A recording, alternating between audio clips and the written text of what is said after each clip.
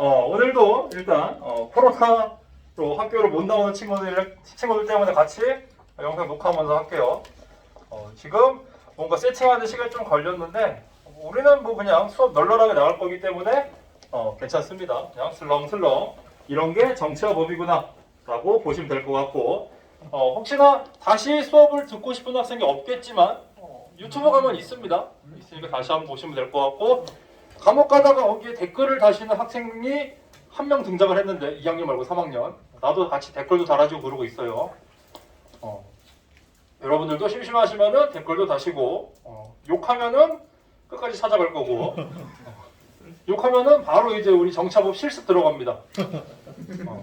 실습 들어갈 거. 내가 여러분을 법적으로 할 수 있겠지, 그지? 이제 대통령도 당선된 사람이 검찰총장 출신으로, 그죠? 우리 검찰 견학 한번 가보자고, 그죠? 한번 가보자. 그럼 안 되겠죠? 볼게요. 우리가 지난 시간에 뭐 배웠었냐면은 법의 이념에 대해서 같이 봤었습니다. 법의 이념. 그래서 뭐 법이 뭐가 중요하냐, 정의라는 게 중요했었고, 뭐 한목적성 중요했었고요. 그다음에 법적 안정성 이런 것들이 중요하다고 같이 봤었는데, 오늘은 이어서 두 번째 중단원이고 뭐냐면은 민주주의와 법치주의라는 단원이 시작이 됩니다. 민주주의라는 거는 뭔지 우리가 하나하나 이제 알아갈 거고, 법치주의가 뭔지도 하나하나 알아가도록 하겠습니다. 그렇죠? 알아가시면 될 것 같고, 그럼 일단 뭐 교과서 그냥 하나씩 같이 정리해보면서 또 수업 나가보도록 하겠습니다. 오늘 가장 중요한 거는 먼저 얘기를 해보자면은 근대 민주주의랑 뒤에 나와 있는 현대 민주주의의 뭐 공통점과 차이점 아시면 될 것 같고요. 그 다음에 사회계약설, 사회계약설을 주장한 학자가 홉스, 그 다음에 로크, 루소 3명이 있는데, 그 3명의 사회계약설, 학자가 주장한 사회계약설이 어떠한 또 공통점과 차이점이 있는지, 그것에 대해서도 여러분들이 학습을 하시면 될 것 같습니다. 그 사회계약설 관련해서는 굉장히 자세하게 다룰까도 생각을 했었는데 그냥 교과서 수준만 보도록 하겠습니다. 벌써 자는 거야? 이거 유튜브 찍는 거로 애들 이름 부르기 좀 그렇고, 저 19번 저거 그냥 몇 학년 몇 반 19번인지 모르겠지만 아무튼 볼게요. 이 한번 읽어볼게요. 프랑스의 인간과 시민의 권리 선언이라 되어 있는데, 제4조 자유는 인간에게 해롭지 않은 모든 것을 행할 수 있다. 그 제약은 법에 따라서만 규정될 수 있다. 그러니까 여러분도 뭐야? 여기에 따르면은 타인에게 해롭지 않은 모든 것들을 다 여러분의 자유에 맞게끔 행사를 할 수 있다는 게 되겠지. 그러네. 굉장히 넓은 범위가 되겠네요. 근데 그거를 규정할 수 있는 제한점도 좀 뒀다라는 겁니다. 그렇죠. 그 다음에 제5조 법은 사회에 해로운 행위가 아니면 금지할 권리를 가지지 않는다. 누구도 법이 명하지 않은 것을 행하도록 강제할 수 없다. 법에서, 이걸 좀 달리 해석하면은 법에서 무언가를 규정을 해놨으면 강제할 수 있다는 말이 되겠죠. 반대 해석을 해보자면은. 그다음에 제8조 법은 엄격하고 명백하게 필요한 형벌만을 설정해야 하고 누구도 법에 의하지 아니하고는 처벌될 수 없다. 또 반대 해석하면은 법에 따라서 처벌이 될 수 있다는 거죠. 그렇죠? 그럼 볼게. 1번. 위의 내용을 참고하여 법의 기능을 이야기해보자 라고 되어 있는데, 여기서 지금 계속 공통적으로 말하고 있는 게 뭘까요? 뭐 말하고 있니? 뭘 말할까요?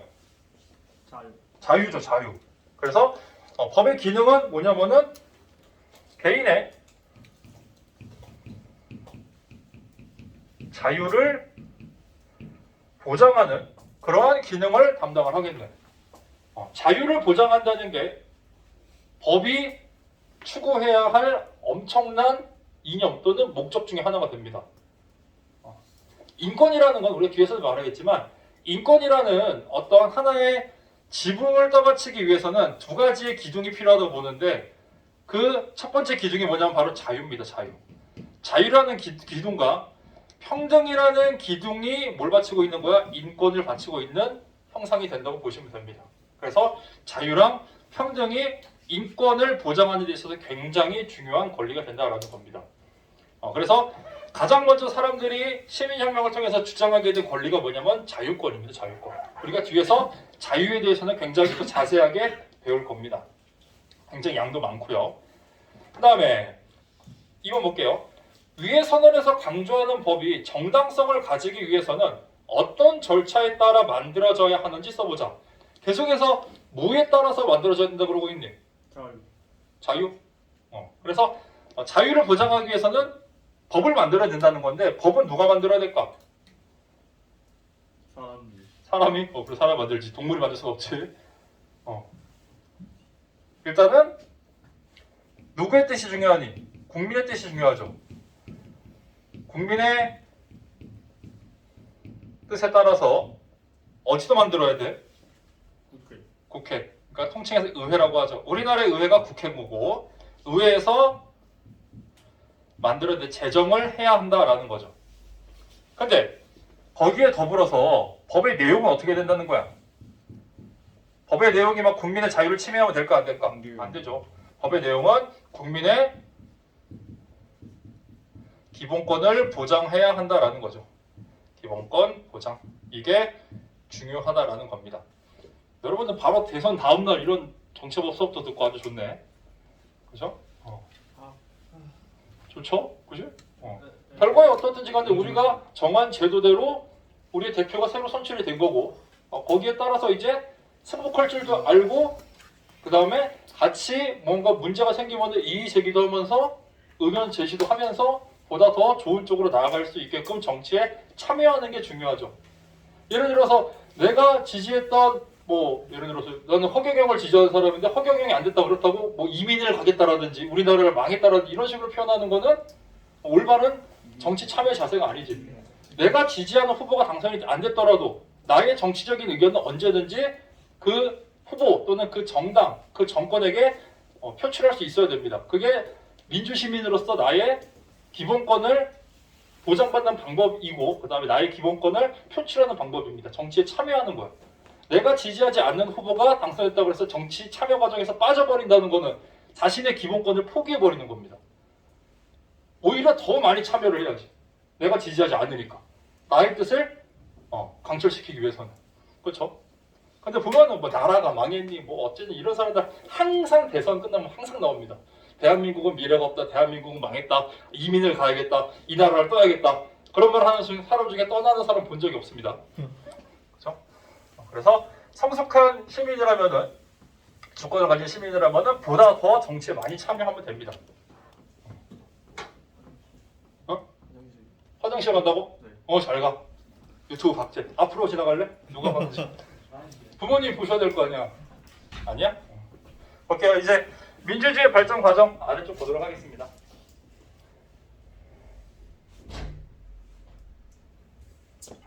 먼저 우리가 시민혁명 이후에 근대 민주주의가 등장을 하게 되는데 뒤에서는 이제 현대 민주주의가 나옵니다. 근대 민주주의의 어떤 한계점이 있기 때문에 그 한계를 극복하고자 현대 민주주의가 등장하게 되는 건데 근대 민주주의는 일단은 자유랑 평등을 실현하기 위해서 나오게 된 겁니다. 예전에는 왕이 짱이었죠. 그치? 왕에 따라서만 모든 게 다 결정됐다면은 시민혁명의 결과 이제 신분제가 사라지고 모두가 평등해졌기 때문에 너무나도 억압받던 시절만 살았던 사람들이 더 이상 이제 나를 억압하지 말아라. 나를 그냥 제발 내버려둬라. 라는 식으로 주장을 하게 됩니다. 가장 중요한 거 자유권. 자유를 주장하게 됩니다. 그래서 민주주의는 일단 내가 자유롭게 나 자신을 통치하겠다라는 거야. 그래서 시민의 뜻에 따라 운영되는 정치 형태입니다. 그리고 뭘 추구하는 거야? 인간의 존엄성과 자유와 평등을 실현하기 위한 정치 이념이다. 그래서 이거를 다른 식으로 어떻게 표현할 수가 있냐면은 다수의 지배 형태입니다. 다수가 다수를 지배하는 거야. 근데 그 다수가 결국에는 나고요. 그 다수가 또 나야. 결국엔 무슨 말이냐면은 다스리는 사람, 다스릴 치자 써가지고 치자라 해볼게. 치자랑 다스릴 받는 사람, 피치자라 해볼게요. 피치자. 치자랑 피치자, 다스리는 사람과 다스리는 받는 사람이 결국에는 동일해진다라는 겁니다. 그게 민주주의예요. 처음에 근대 민주주의에서 말하는 게. 그래서 다수에 의해 다수의 지배를 말하는 거고 다스리는 사람과 다스림을 받는 사람이 결국에는 동일하다. 이렇게 근대 민주주의가 등장하게 된 가장 큰 역사적인 사건은 뭐였냐면은 아까도 계속 말했듯이 시민혁명입니다. 시민혁명. 그죠? 시민혁명을 통해서 절대왕정이 무너지고 신분제가 사라지고 모두가 평등한 그런 세상이 되었죠. 그죠? 그래서 시민혁명은 미국의 독립혁명, 뭐 영국의 명예혁명, 프랑스 대혁명 뭐 이렇게 있는데 써볼게. 뭐 여기 있는 애들 얘네들은 어떤 사상의 영향을 받았냐면은 천부인권 사상이나 사회계약설의 영향을 받아서 이러한 시민혁명들이 발생을 하게 된 겁니다. 천부인권 사상은 뭐냐면은 인간의 권리, 인권이라는 거는 누가 부여한 거야? 하늘이 부여했다라는 겁니다. 왕이 부여한 게 아니라 나의 권리, 인간의 권리는 하늘이 부여한 거기 때문에 그 누구도 나의 인권을, 나의 권리를 함부로 침해할 수 없다라는 사상이야. 근데 이러한 사상이 막 사람들한테 퍼지다 보니까 지금 내 상황을 봤더니 나의 인권은 왕이라는 인간이 계속해서 침해하고 있는 거지. 그래서 이러한 것들을 사상적으로 알게 된 거야. 한마디로 사람들이 뭐 하는 거야? 계몽된 겁니다. 계몽. 이때 여기는 안 나와 있지만 계몽주의도 같이 영향을 주게 된 겁니다. 그래서 시민혁명에 영향을 준 거는 천부인권 사상, 사회계약설, 계몽주의인데 사람들이 무지몽매한 상태였다가 이제 깨우친 거야. 알게 된 거야. 나한테도 이런 권리가 있었구나. 왕이 나를 함부로 그렇게 침해할 수 없었구나. 이런 거를 알게 된 겁니다. 그러니까 사회계약설은 이따 뒤에서도 말하겠지만 국가라는 거는 결국에 우리 개인들이 계약을 통해서 만들어낸 형태다. 천부인권 사상 아닌 거예요. 천부인권. 왕권 신수설이 아니라 왕이 짱이 아니라 우리 개개인들이 계약을 통해서 국가라는 걸 만들어 놨는데 우리가 그동안 그걸 몰랐던 거고 왕이라는 인간이 모르는 사람들을 어떻게 한 거야? 다스리고 통치하고 있었던 거야. 사람들이 이제 그러한 꿈에서 깨어나가지고 계몽이 돼가지고 자신의 인권도 주장하고 이 국가는 내가 만든 국가다라는 걸 알게 된 거지. 이 국가는 왕이 만든 국가가 아니라 우리 시민 모두가 만든 국가다. 우리가 계약해서 만들어낸 국가다. 라는 걸 사람들이 알게 돼서 이제 뭐 하는 거야? 시민혁명을 일으키게 된 겁니다. 그래서 시민혁명의 사상적 배경을 크게는 두 가지, 뭐 천부인권 사상, 사회계약설이라고 말하는데 한 가지 더 추가하자면은 계몽사상, 계몽주의, 계몽사상까지도 포함을 시킬 수가 있는 겁니다. 근데 결국에는 이러한 것들을 알게 됐다는 게 깨달았다라는 거죠. 꿈에서 깨어났다라는 거야. 그래서 사람들이 시민혁명을 일으키게 되었다. 그래서 뭐 천부인권 사상이라는 거랑 뭐 사회계약설 여기 옆에 같이 나와 있는데 한번 읽어볼게요. 천부인권 사상은 방금도 말했듯이 인간의 권리는 하늘이 부여했다는 소리입니다. 모든 사람은 태어나면서부터 하늘이 부여해준 기본적인 권리를 가진다는 인권사상. 그래서 태어나면은 누구에게나 동등한 인권이 있다, 기본권이 있다 라고 생각하시면 될 것 같아요. 사회계약설은 자유와 권리를 보장하기 위해 사회 구성원들이 합의를 통해서 국가를 만들어냈다. 그래서 국가를 만드는 것도 결국에는 개개인의 합의였다라는 겁니다. 그래서 시민혁명의 어떠한 의미가 있냐면은 절대왕정을 무너뜨리고 신분제를 폐지했다라는 의의가 있죠. 그죠? 그리고 시민들이 내가 직접 이제 정치에 참여할 수 있는 어떤 거 참정권을 획득하게 됩니다. 그래서 선생님은 어제 참정권을 행사를 한 거죠. 사전투표하긴 했지만 참정권을 획득하게 된 겁니다. 그리고 나중에 또 배우겠지만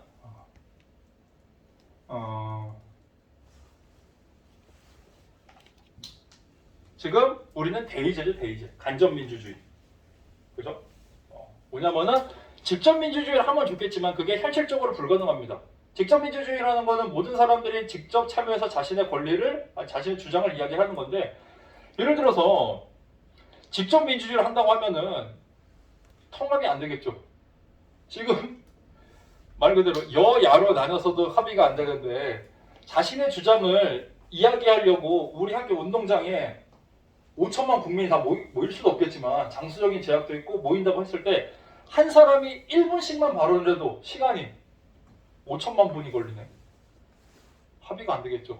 그래서 현대에서는 현대사회에서는 대의제가 발전하게 되었는데 이 대의제에 대해서 조금 있다가 또 다음 시간에 아니면 앞으로 많이 나올 겁니다. 그냥 시민혁명의 의의로 신분제가 사라지고 참정권이 생기고 대의제, 한마디로 우리가 직접 뽑은 대표가 뭐한다? 우리를 대신해서 우리의 뜻에 따라서 어떠한 정치적인 그런 활동을 하게 된다라는 거죠. 베이제가 생겨났다라는 거. 근데 한계가 있습니다. 한계. 여기서 한계가 등장해요. 모든 사람에게 다 이러한 것들을 인정을 해줬으면 좋겠는데 재산이라든지 성별이라든지 인종에 따라서 이러한 권리를 제한을 하였습니다. 그래서 재산, 인종, 성별 등에 따라 참정권의 차별이 존재하여 노동자, 농민, 흑인, 여성은 참정권을 가지지 못했다. 그래서 이러한 것들을 개선하고자 나온 게 뭐냐면 이제 현대 민주주의가 되는 겁니다. 노동자들도 나에게도 투표권을 달라. 여성들도 투표권을 달라. 흑인들도 투표권을 달라. 그런 운동들이 벌어졌는데 그게 생각보다 얼마 전의 일입니다. 얼마 전의 일이에요. 그 내용들을 이제 다음 장에서 보도록 하겠습니다.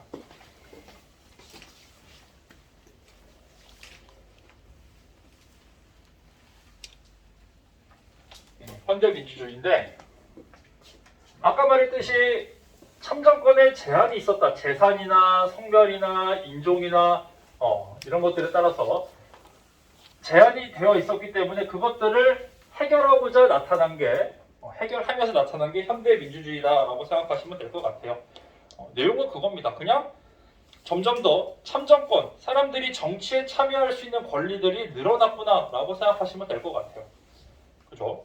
그래서 방금 말했듯이 앞에서 말했던 근대 민주주의는 국민주권에 기초한 대의제 발달이 이바지하였다. 뭔가 사람들이 직접 뽑은 대표가 국민들을 대신할 수 있는 그런 사상적 기반이 마련됐다는 것, 정치적인 어떤 제도가 마련됐다는 게 중요한 거라고 한다면, 근데 문제는 뭐였냐면 방금 말했듯이 참정권을 일부에게만 보장하는 제한된 민주주의라는 한계가 있었다라는 거죠.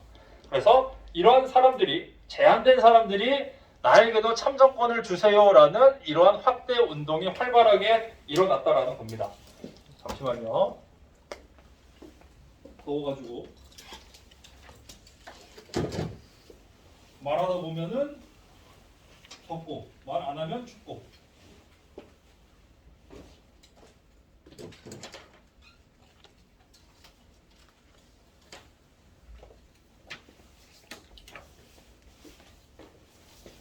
네, 볼게요. 그래서 가장 먼저 노동자들이 자신의 권리를 주장하게 됐는데 대표적인 게 뭐냐면은 차티스트 운동입니다. 차티스트 운동. 영국에서 있었던 거고요. 말 그대로 노동자들도 우리가 재산이 적지만 우리에게도 하늘이 부여해준 인권이 있다. 그러니까 우리도 똑같이 정치에 참여할 수 있다라고 주장을 하게 된 겁니다. 누가 했다고? 노동자. 방금 말했죠. 노동자들이 뭐 어떤 재산 자격 이런 것들을 없애달라라고 하면서 말을 하게 된 겁니다. 그 다음에 이 이후에도 이제 누구냐면은 흑인들에 의한 참정권 행동 및 인종차별 철폐 운동이 발생했다라는 겁니다. 그 다음에는 아까 살펴봤던 여성들의 참정권 쟁취 운동도 벌어졌다. 이 뭐 운동이나 이런 사건들을 하나하나 자세하게 하면은 여러분이 굉장히 까다로워지게, 되게 수업 듣기 싫어지겠지. 그냥 이 정도까지만 우리는 교양을 쌓는 입장에서 넘어가도록 할게요. 노동자들도 이런 차치스트 운동으로 참정권 확대 운동을 했고, 그 다음에 흑인들도 했고 여성들도 했다라고 하면서 어떻게 된 거예요? 이제 근대 민주주의의 한계를 하나하나 고쳐가기 시작한 겁니다. 그래서 이러한 운동 등을 통해서 참정권 확대 운동은 20세기 중반에 들어와서는 뭐냐면은 보통선거제도가 확립되는데 이바지하게 됩니다. 보통선거라는 건 뭐냐면은 일정 연령 이상이 되면은 남녀노소, 재산의 크기에 상관없이, 인종에 상관없이 누구나가 다 투표권을 행사할 수 있는 것을 이야기하게 되겠죠. 그죠? 그래서 보통선거제도가 확립이 되는데, 그래서 모든 사람들이 정말로 다 참여할 수 있기 때문에 이게 뭐야? 현대 민주주의가 발달하게 된 겁니다. 다 참여할 수 있으니까. 여러분도 만 18세가 되면은 투표권을 행사할 수가 있죠. 정치에 참여할 수가 있지. 그리고 만 25세가 넘으면 국회의원도 될 수가 있습니다. 대통령은 만 40세가 넘어야 되고, 혹시나 여러분들 국회의원을 꿈꾸는 사람이 있으면 만 25세부터 가능하니까 열심히들 활동을 해보시는 것도 좋을 것 같습니다. 어떤 정치적인 소신을 이야기하고 그런 것들이 사람들의 공감을 얻으면은 여러 정당에서 여러분들을 스카우트 하려고 하겠죠. 그죠? 우리 정당에서 한번 일해보지 않을래? 라고 하면서 공천받고 선거 나가서 당선되면은 국회의원 되는 겁니다. 누구나가 다 할 수가 있습니다. 그래서 그거를 뒤에서는 뭐 공무담임권이라고 그러는데 공적인 임무를 담당할 수 있는 권리입니다. 한마디로 공무담임권. 참고로 연예인은 공인이 아니죠. 공인은 국가의 일을 하는 걸 공인이라고 부릅니다.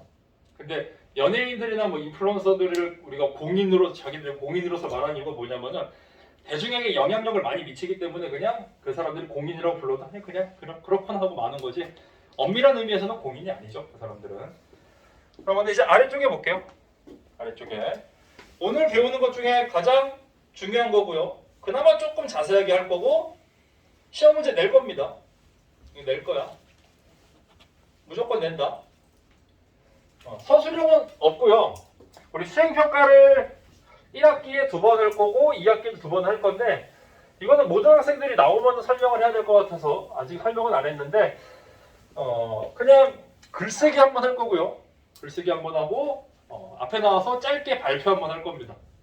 글쓰기 한번 그 다음에 발표 한 번인데 총 수행평가가 우리가 뭐라 해볼까 1학기 중간고사가 있고요. 중간고사가 있고 잠깐만 설명할게. 중간고사가 있고 기말고사가 있고요.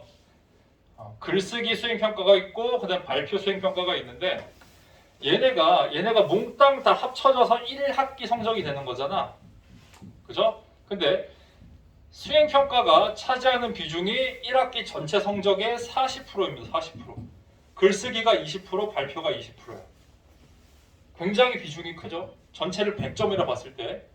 그지? 그러면은 중간고사가 30%고 이게 30%라는 소리야. 이게 20%, 20%가 되겠지. 그지? 그래서 웬만하면은 얘는 수행평가로는 여러분의 점수를 많이 차등을 두지 않을 겁니다. 점수를 잘 주려고 할 거예요.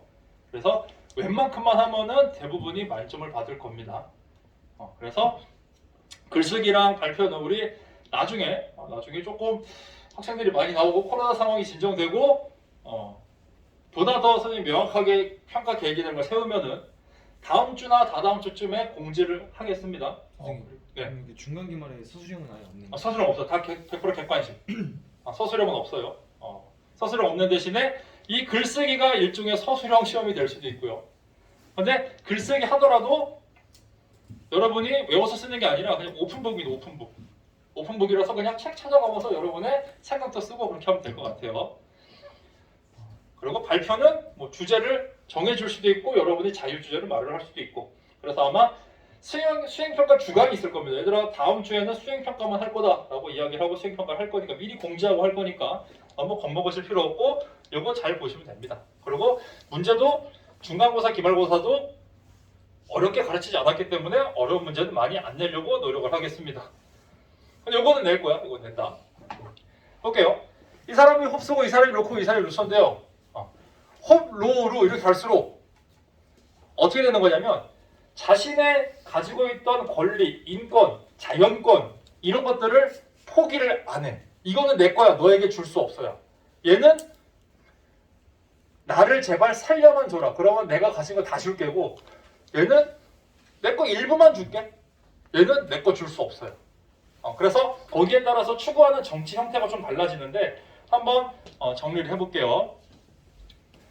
옆에다 한번 써놓고 해볼게. 여러분들은 뭐 아래쪽에 써도 됩니다. 여기 칸이 좀 부족해서. 홉스, 로크, 루소가 있는데 홉스는 방금 말했듯이 나의 자연권은 다 네가 가져가 라고 말을 합니다. 다 가져. 근데 나 목숨만 살려줘 이거. 왜냐면 홉스는 국가가 어떻게 탄생했는지를 설명할 때 사회계약서를 설명할 때 어떤 상태라고 했냐면 기본적으로 이 자연 상태는 서로가 서로에 대해서 막 싸우고 있는 상태야. 그래서 만인에 대한 만인의 투쟁 상태다라고 표현을 합니다. 계속해서 싸우는 상태야. 그래서 계속해서 싸우다 보면 어떻게 돼?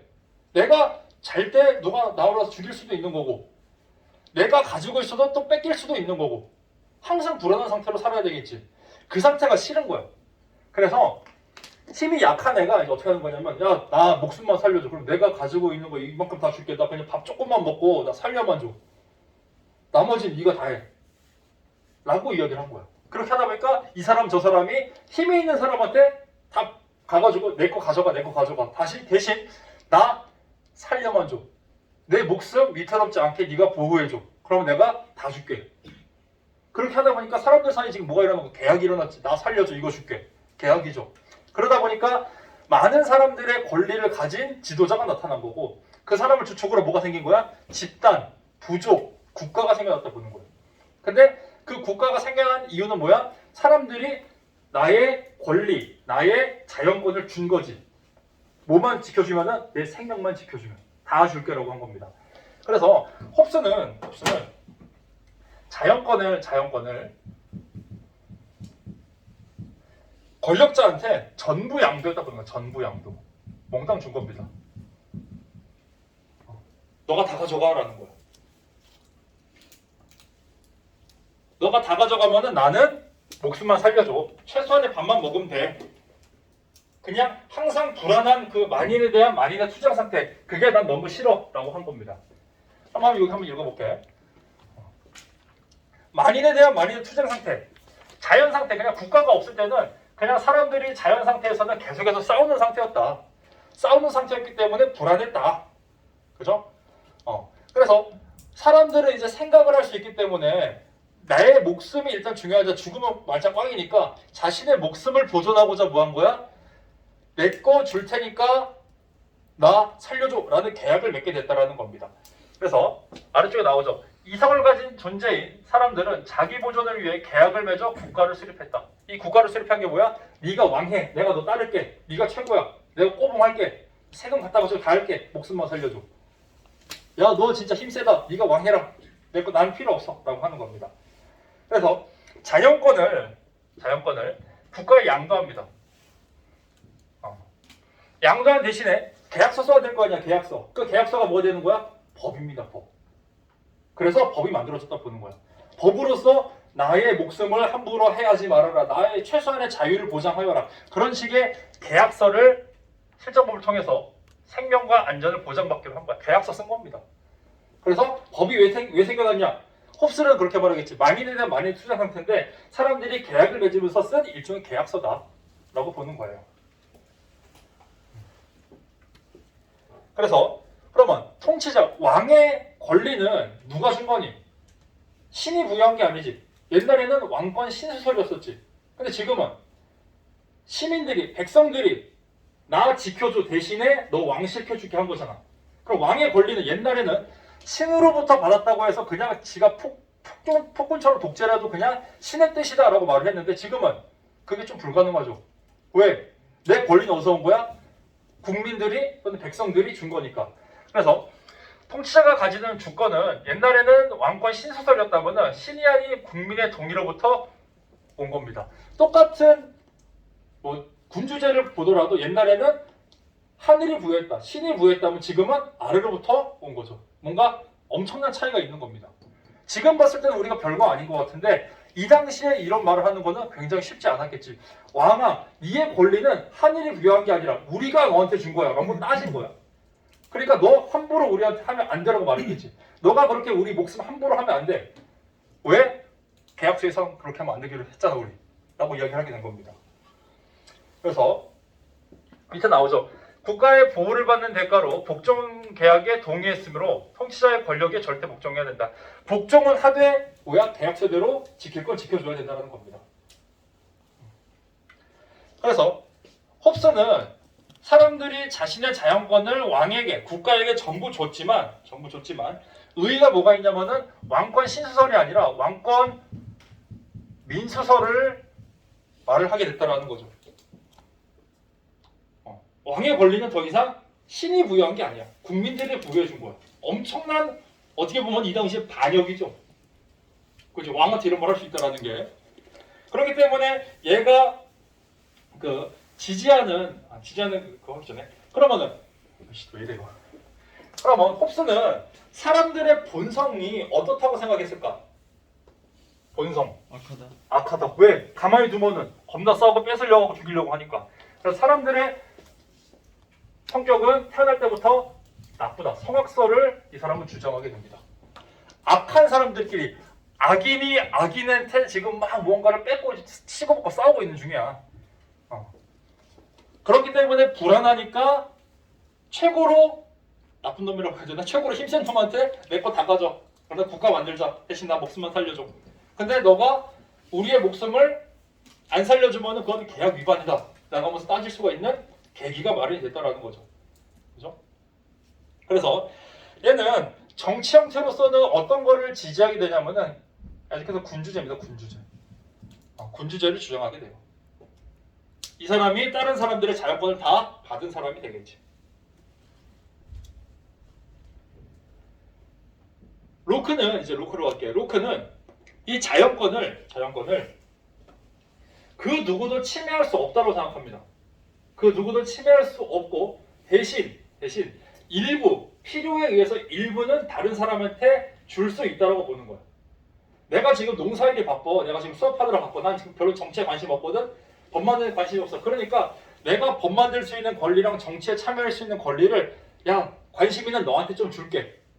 근데 내 뜻은 나는 그냥 배부르고 등 다시고 이렇게 사는 게 중요하니까 내 뜻대로 나의 권리를 받아서 너가 대신 행사를 해줘라 라고 주장을 하게 됩니다. 그게 로크야. 그래서 자연권을 전부 주는 홉스랑 달리 얘는 자연권을 일부만 양도가 가능한 거야. 일부 양도. 자연권의 일부만 양도가 가능한 거야. 그리고 내가 너에게 이렇게 일부를 줬는데 만약에 내가 나 배부르고 등 따시게 살고 싶은 게 나의 뜻이었는데 내가 지금 뭐 수업하고 농사하느라 바빠가지고 너한테 대신 시킨 건데 그 뜻을 너가 제대로 펼쳐주지 않으면은 나 너한테 줬던 내 권리 다시 뺏어올 거고 너 다시 내려가게 만들 거야 라고 주장하게 됩니다. 그래서 국가에 대해서 국가야 내가 너 그러라고 지금 뭐 너 그렇게 내 거 준 거 아니잖아. 나쁜 놈 너 지금 그러고 있다고? 너 그럼 나가. 너 내려와. 라고 할 수 있는 권리까지 주장하게 된 거예요. 내가 그러라고 내 거 준 거 아니야.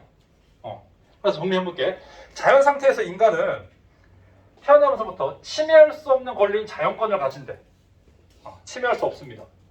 근데 그냥 두면은 결국에는 안 좋은 일도 생길 수 있으니까 정치에 관심 있고 어떤 사람들 다스리는 걸 관심 있는 사람에게 자신의 권리를 조금씩 나눠준다고 보는 겁니다. 그래서 자연 상태에서는 자연권 침해 가능성이 커. 내 생명에 위협이 있다는 거야. 한마디로 이것도. 그래서 이거를 보호하기 위해서 사람들은 생명, 자유, 재산 보호하기 위해서 정부의 수립의 계약을 맺고 대표에게 주권 행사를 위임한다라는 거야. 내가 너한테 내 뜻을 대신 전달할 테니까 너가 대신 이거를 해줘라 라고 이야기를 하게 되는 거죠. 근데 내가 이렇게 너한테 내 주권을 줬는데 내 자연권을 줬는데 너가 제대로 일을 못하면 어떻게 하겠다. 너를 다시 끌어내리거나 다른 사람 시키겠다. 다른 사람한테 다시 주겠다 라고 협박 아닌 협박을 할 수 있겠죠. 그래서 정부가 국민의 자유와 권리를 침해한다면 국민은 뭐 할 수 있다? 저항권을 행사할 수 있다. 저항권. 이걸 행사해서 정부를 폐지하거나 새로운 정부를 수립할 수 있다라고 주장을 하게 됩니다. 저항권을 이야기했다라는 게 굉장히 큰 의의죠. 그러니까 예를 들어서 왕이 막 지멋대로 한다라고 한다면 이제 사람들이 뭐야? 너 나가. 너 나가 가능한 거야. 옛날에는 계약서 여기 있잖아. 계약서 좀 해줘라고 했다면 여기서 뭐야? 나가 이 새끼야 이거. 좀 더 세졌죠, 그렇죠? 그래서 일부 양도 가능하고요. 얘는 저항권을 구체적으로 이야기했다는 게 굉장히 큰 의의입니다. 아까 홉스는 왕권 신수설이 아니라 왕권 민수설을 이야기했다는 게 가장 큰 의의 중에 하나였다 본다면 로크는 저항권을 이야기했다는 게 굉장히 큰 의의 중에 하나가 된다라는 겁니다. 그리고 주권은 어디서 나온다? 국민에게 나온다. 국민 주권으로 나오는 거죠. 국민주권론. 그리고 인간은 어떻게 될지 모릅니다. 인간은 악할 수도 있고 착할 수도 있고 백지설이죠. 모릅니다. 선무 성악설이라고도 하고 백지설이라고 하는데 그냥 백지설 정도만 알고 있으면 될 것 같고, 그 다음에 그래서 어떠한 정치 형태를 주장하게 되는 거냐면, 나 일단 바쁘니까 네가 대신해 간접 민주제, 대의제를 주장하게 됩니다. 그리고 지금의 왕이 있는 국가들 있지, 영국이라든지 왕실이 아직 있잖아. 뭐 일본이라든지 기타 등 유럽 나라들 보면은. 근데 그 나라들의 왕이나 왕비는 이름만 있을 뿐 다른 이는 거의 안 하죠. 뭐 국가의 마스코트 정도지, 그냥 국가의 상징성입니다. 그거를 뭐라 그러냐면 그냥 입헌군주제라고 해요. 입헌군주제. 군주가 있긴 한데 이 사람은 그냥 헌법상에서 정해진 권리만 행사를 한다. 입헌군주제. 아까 여기서 말했던 이 군주제는 거의 뭐 전제군주제 정도가 되겠죠. 전제군주제. 법을 정해놓고 그냥 군주를 너의 역할은 이 정도다라고만 하는 겁니다. 근데 거의 이름만 있을 뿐이죠. 루소는 자연권 양도 못한다. 그러니까 내가 직접 정치 참여해서 다 하겠다는 입장이야. 그러면은 어떤 형태가 나올까? 직접 민주제를 주장하게 됩니다. 내가 다 직접 할 거야 라고 하는 거야. 그래서 우리는 정치에 참여하는 게, 루소는 뭐라 그러냐면은 정치에 참여하는 것 자체가 우리의 자연권이고 우리의 의지고 우리의 본성이다라고 표현을 합니다. 인간은 다 그렇게 참여하고 싶어 한다. 그런 의지가 있다고 보는 거야. 그래서 자연 상태는 일단 모두가 다 이성적인 존재이기 때문에 평화로운 상태야. 평화로운 상태인데 문명이 발달할수록 갈등이 생겨나니까 그러한 갈등을 해결하려면 어떻게 해야 돼? 우리 모두가 나서서 한번 해결해 보자라는 입장입니다. 그래서 뭐에 따라서? 일반 의지에 따라서. 이건 일반 의지가 사람의 이성이라 생각하면 돼. 상식, 이성 이 정도로 생각하면 편할 겁니다. 일반 의지에 따라서 공공성, 공익을 실현하기 위해 우리는 계약을 맺어서 정부를 만든다. 그리고 뭐 통치권을 위임한다고 되어 있는데,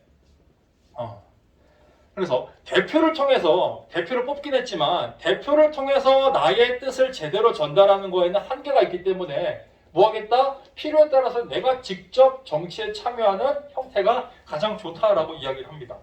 그래서 나의 일반 의지, 상식, 나의 뜻을 실현하는 데 한계가 있으므로 모든 사람이 직접 공동체 의사를 결정하는 체제가 바람직하다라고 이야기를 하게 돼서 직접 민주제를 이 사람은 주장하게 됩니다. 그럼 이 사람도 보면 루소는 얘는 양도 불가죠. 양도 불가. 누군가 줄 수 없어. 자신의 자연권을. 그리고 얘도 마찬가지로 뭐 국민주권론 같은 걸 이야기하게 되겠죠. 주권은 내 거다. 그죠? 내 거다라고 이야기를 하게 될 거고, 그 다음에 아까도 말했지, 사람은 기본적으로 상식과 일반 의지랑 어떤 공익을 추구하는 그런 아주 깨끗한 마음이 있다. 성선설을 주장합니다. 근데 문명이 발달하면서 무언가 갈등이 생기니까 그런 갈등을 해결하기 위해서 뭐 한다고? 우리가 직접 해야 된다. 직접 민주제를 주장하게 되는 겁니다. 또는 직접 민주제 또는 공화제라고도 하죠. 공화제는 뭐랑 반대되는 거냐면은 군주제랑 반대되는 생각하면 됩니다. 군주제. 우리가 직접 해야 한다라는 입장이 되는 겁니다.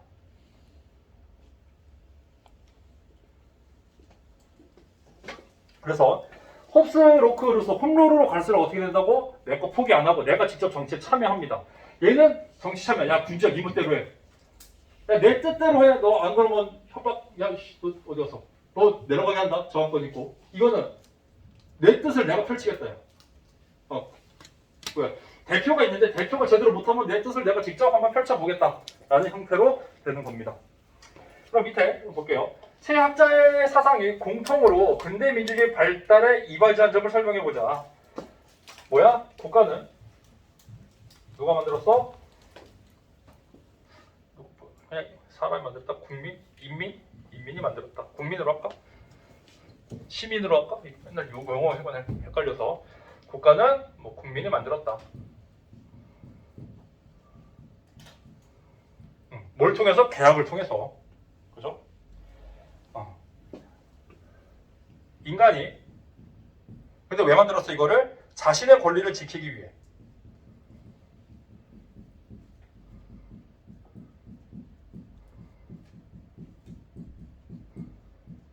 자신의 권리를 지키기 위해서 국가를 만들어냈다라는 거죠. 따라서 하나의 결론이 뭐냐면, 따라서 국가가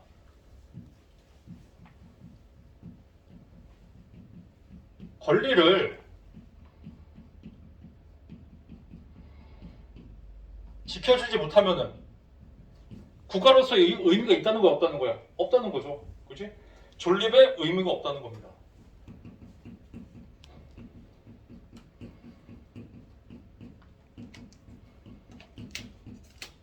국가가 국민들의 생명, 신체, 자유, 재산 이런 것들을 보장 못하면 그거는 국가가 아니라는 겁니다. 새로운 국가를 만들어야 된다는 거지.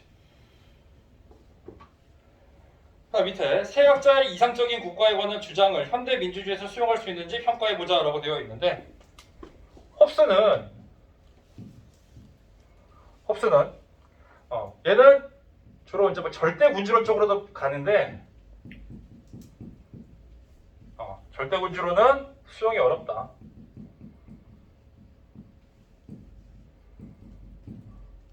그 다음에 로크, 일부만 주는 로크.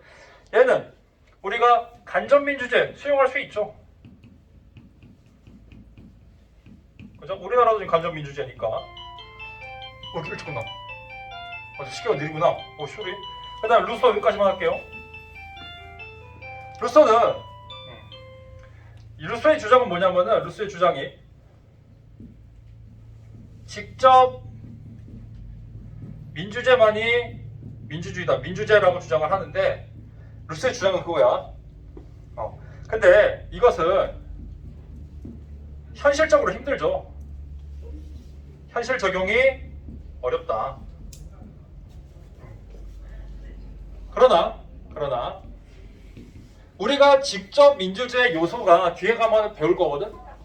간접 민주주의가 가지는 한계를 보완하는 역할로서는 사용이 가능하겠죠. 그래서 간접 민주주의의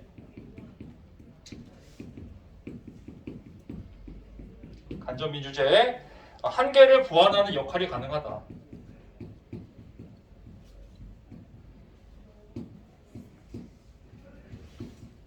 그래서 직접 민주주의를 하기는 어렵지만 보완하는 역할로서는 뭔가를 할 수 있다라는 게 어떤 의의가 되겠죠. 그래서 일단 오늘 여기까지 나가면 될 것 같고요. 우리가 다음 시간에는 역장의 법치주의 같이 보면 될 것 같습니다. 수업 끝. 고맙습니다.